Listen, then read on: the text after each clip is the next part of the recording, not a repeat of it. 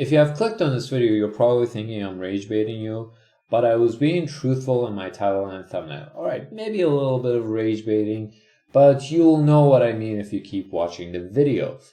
Computational complexity, the theory, carries a bunch of assumptions that don't map to the real world or they're not linked to the real world, and those assumptions cause problems. At best, the theory doesn't map to reality, or at worst, they're just outright misleading. The assumptions themselves have good reasons to exist. First of all, they make the theory possible, and the theory is actually very good for analyzing scaling laws in a timeless manner. Why timeless? Because the theory was made to compare the scaling laws across different generations of CPUs and stuff like that. And as programmers of the industry, whatever industry you're from, game development or software industry, we have solved some lead code questions.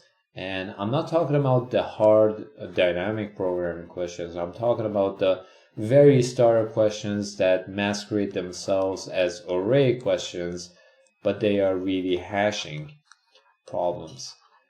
We have solved these kind of problems, and we were rewarded by learning the computational complexity and rewarded for taking us seriously.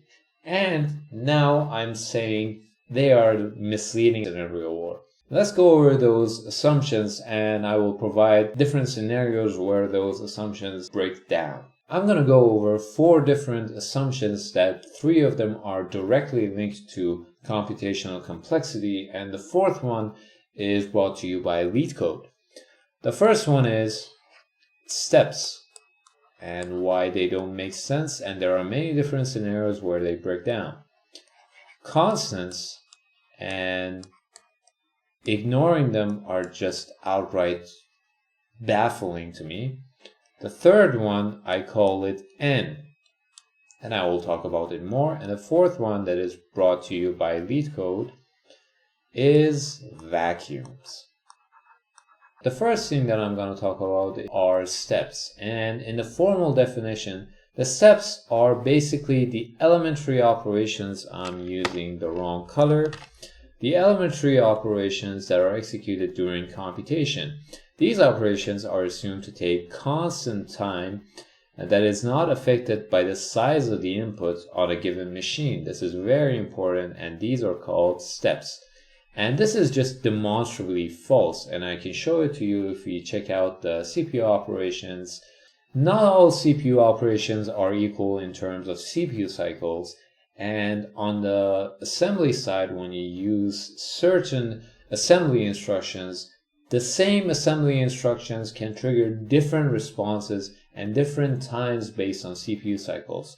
First of all, this is an image provided by ithair.com. I'm gonna reference it a lot, and if you care about performance, just by looking at this image, you can get a lot of good insights on what to do and what not to do. The first group of instructions that can cause different CPU cycles and operation costs are stuff that are linked with memory. Take a look at these: L1 read, L2 read, L3 read, and mainRAM read. L1s and L3 and L2 are just pointing at different levels of cache and how long they took for the CPU to read from them. L1 read is the fastest one, 3 to 4 CPU cycles. L3 read is the slowest one, 30 to 70 cycles. And all 3 of these are much better than mainRAM read, which is 100 to 150 CPU cycles. And all 4 of these CPU cycles, different times, can be triggered by something like this: moving memory around.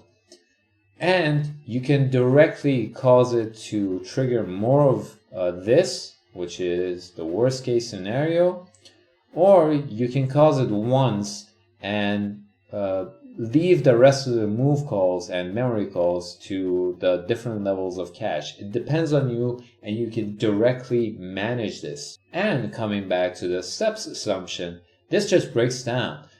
This is almost 2 orders of magnitude apart, the L1 read and mainRAM read. This is just staggering, and steps argument falls flat on its face. And on the next set of assembly instructions that can trigger different response times in terms of CPU cycles are branch prediction and prefetching.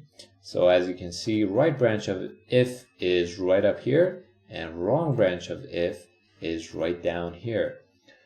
These guys happen because CPU tries to predict the next command that is going to run, but if there's a misprediction, it has to stop and read other sets of assembly instructions. And those instructions that can cause these are jumps and followed by some amounts of letters.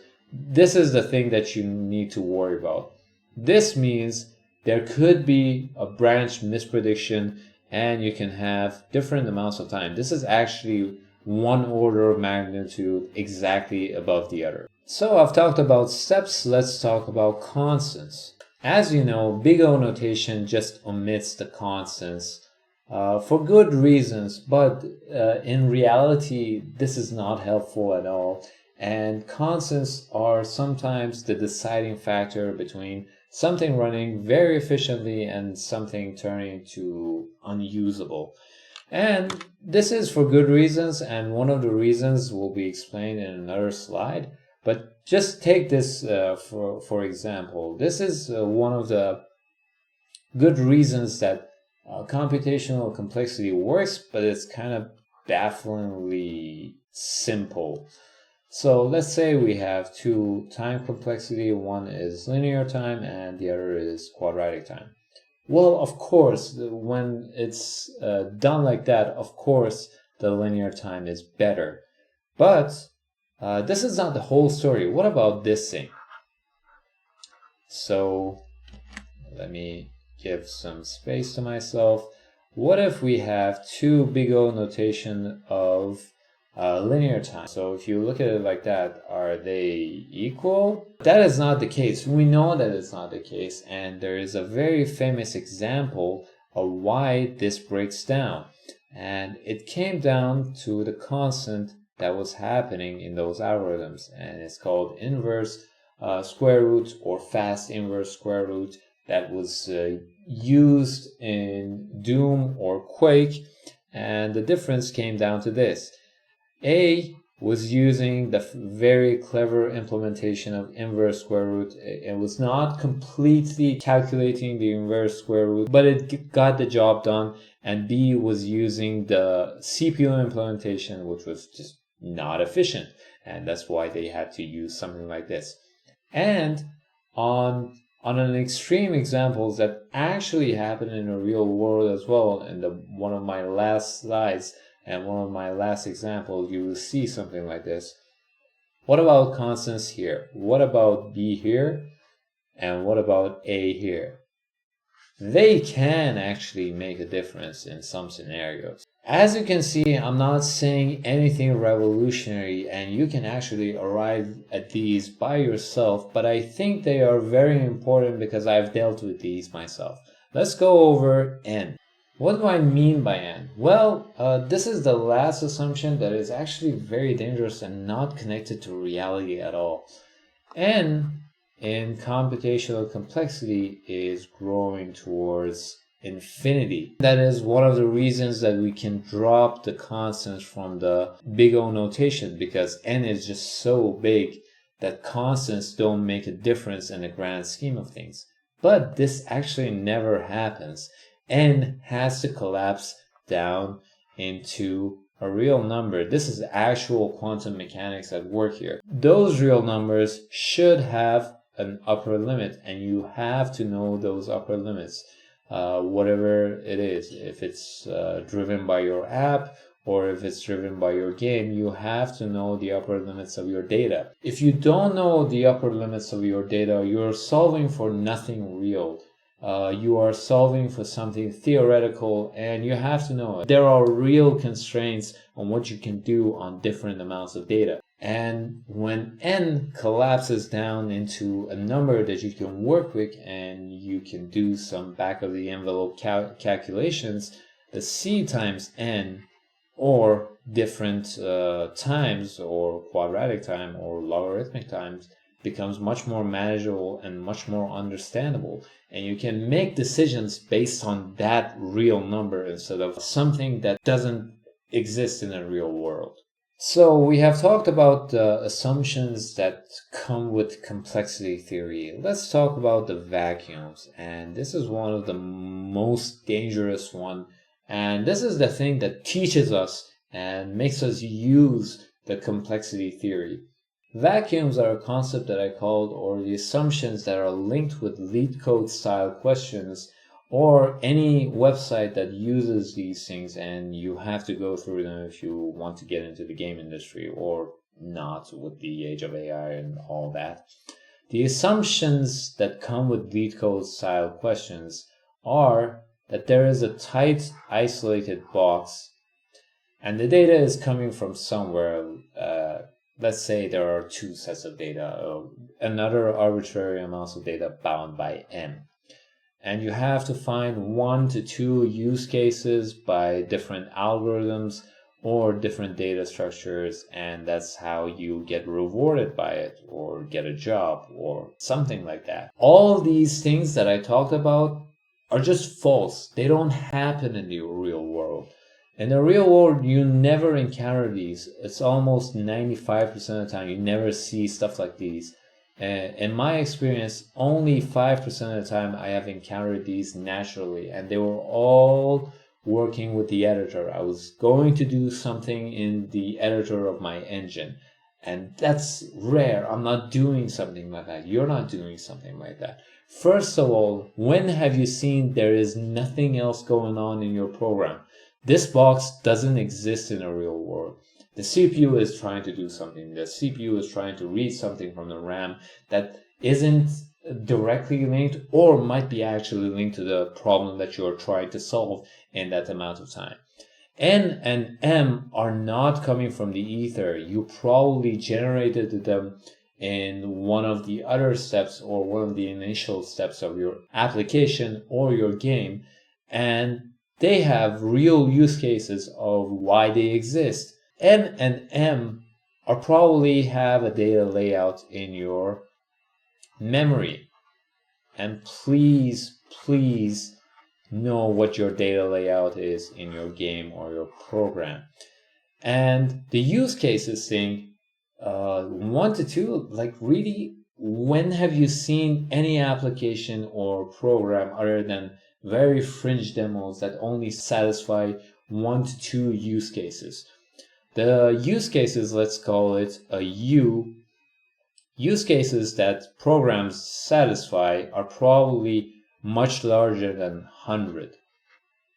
And let's take one of those use cases and analyze it like this, like a lead code style questions. You might be using one of the worst algorithms possible for this singular thing, but when in context, because how the data layout is for the 99 different use cases that exist in your program, this one can be inefficient. This one can be just bad because the 99 other use cases are much more important or are much more performance intensive, that you care about those more instead of this one singular use case of your program or your application or your game. So I'm gonna pull one of those lead code style questions in reality, and let's say the data exists somewhere in my program and I want to do fast lookups. This is the problem that you have to solve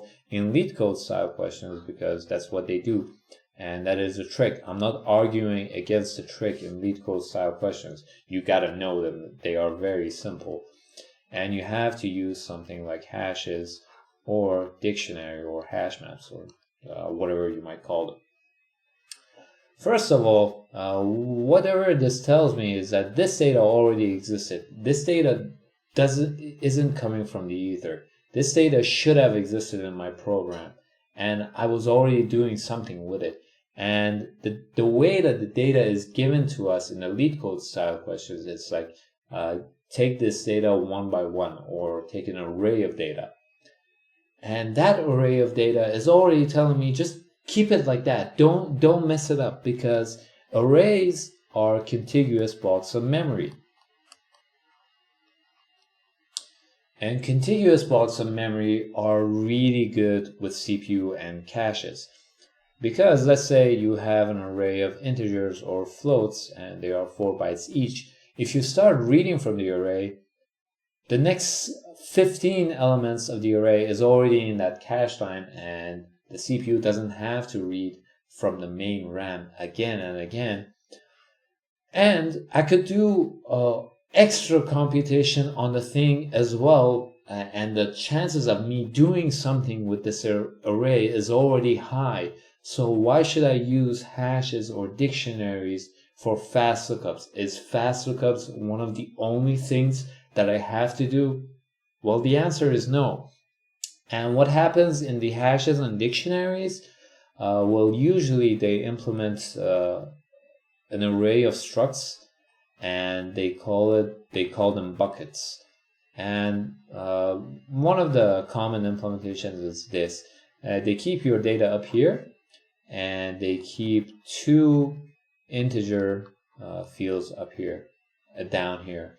And if I'm not mistaken, there is another array coupled with this array of structs as well, and I think it's an array of integers. This is already messing up with the computational complexity, and if we want to apply it, the best case scenario, I'm just using a hash and the struct. There are 2 extra 4-byte integers instead of a space complexity of n with nothing. It's already 3 times n. And if I just kept it like this and benefited from the contiguous blocks of memory and my cache being thankful of me, this is already way better in my opinion, because I'm already doing something with this. In the real world, this is not the only thing. Hashes and fast lookups are not the only thing that I'm going to do. And even if you want to do very slow lookups, this is for time on the array, and this is for space on the array. I know for the dictionary and hashes, looking up something is, you already know that probably. But for time, even if I want to do something like that, I'm already benefiting something from this array. That's why I probably kept it that way. The compiler could figure out a very simple optimization for you and use your AVX registers. AVX is 256. It's very common nowadays. This constant will be applied to your algorithm as well. Although this might not track into real world numbers, it's still a very better deal than what it looks like on paper and the computational complexity theory. And for the very last examples, I want to give you one of the experiences that I had for optimization and performance works that I did for some of the people that I work with. So I find myself in a situation like this. I was dealing with this. This was the information given to me. They were using a library that gave them this data. They didn't know exactly what was going on in the library. I myself didn't know what was going on in the library and the algorithms itself. They didn't know as well, but I prided myself in getting into the nitty-gritty details, and they wanted to fix that because this algorithm, while on paper looks very good, it was causing a slideshow. And the slideshow in games is just basically a death sentence. No one would play your game. And more on this, why this is set up like this. This is the time complexity for the algorithm. This part of the algorithm is being done on every addition and removal of data. And this time is for whenever the processing is required. You can do it multiple times. But this was triggering a slideshow, and I had to figure out my solution and what I had to do with it. I understood what they required from the library and what they tried to do, and I offered a very simple solution to myself, but I wanted to figure out how did the library figure out doing something like this. I planted a very simple solution and I realized my space complexity was something like this. But the amount of data that I was willing to keep was far, far lower than the amount of data that the library was willing to keep. The difference was something like this.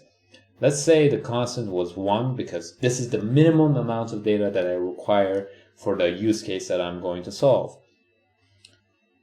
The number difference of the bytes that the library was willing to keep was somewhere between 6 to 7. And this is just massive. And this is one of the first clues that I had.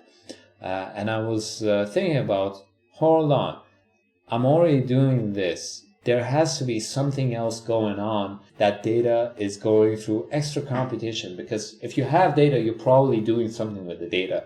This is a very natural thing to derive from. And I was actually right. This thing right here, the ON like N, this was being triggered like 7 times. This is an obscene amount of times. This thing was being run very nicely, but I don't know. I didn't understand this thing as well. It's like, why are you keeping this? The computation was kind of heavy, and the stress and pressure was building up on me. So I decided on a very simple solution. What if I just don't do anything like this? For the addition and removal of data, I just keep it at constant time, just adding the data in and removing the data out. And for the brute force type of it, I just do it like quadratic time. And when I know it's how it is implemented, and I could actually optimize it as well with SIMD,